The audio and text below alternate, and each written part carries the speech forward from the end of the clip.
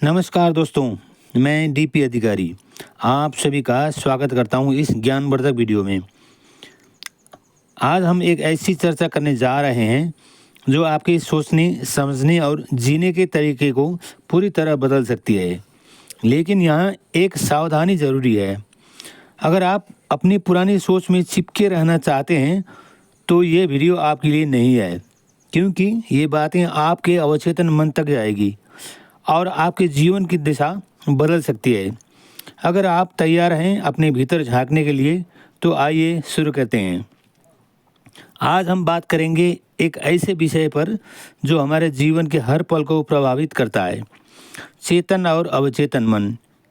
यह विषय जितना गुण लगता है उतना ही हमारे जीवन में उपयोगी और ज़रूरी भी है। आइए इसे सरल और सुंदर भाषा में समझते हैं। चेतन मन क्या है? हमारा चेतन मन वही है जो इस समय जागरूक है।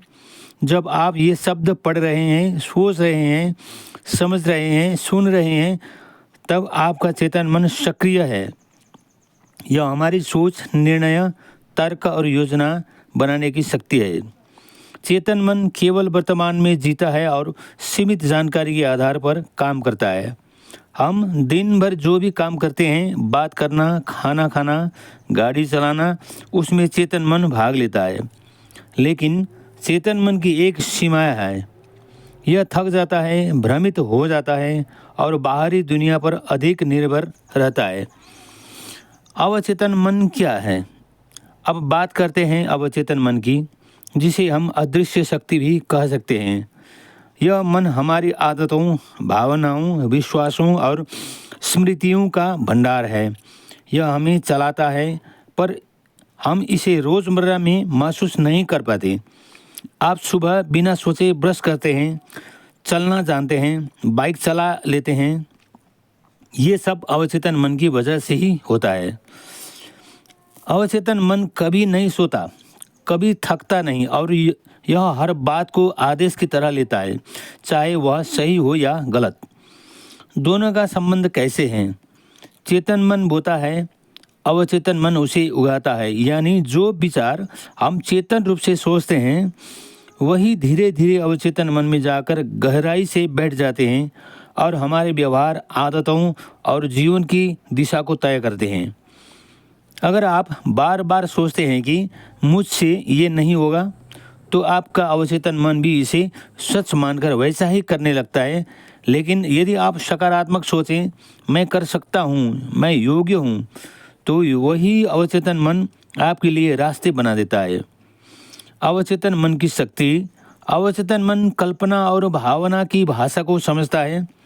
जब भी आप गहराई से किसी चीज़ की कल्पना करते हैं, उस पर विश्वास करते हैं और भावना से जोड़ते हैं, तब अवचेतन मन उसे स्वीकार कर लेता है और उसे साकार करने की प्रक्रिया शुरू कर देता है। दुनिया के कई सफल लोग, वैज्ञानिक, खिलाड़ी, कलाकार अपने अवचेतन मन की शक्ति का उपयोग करके ही महान बनते हैं, क्योंकि वे बार बार अपने मन को सफलता, आत्मविश्वास और लक्ष्य की छवि से भरते हैं। अवचेतन मन को कैसे प्रशिक्षित करें?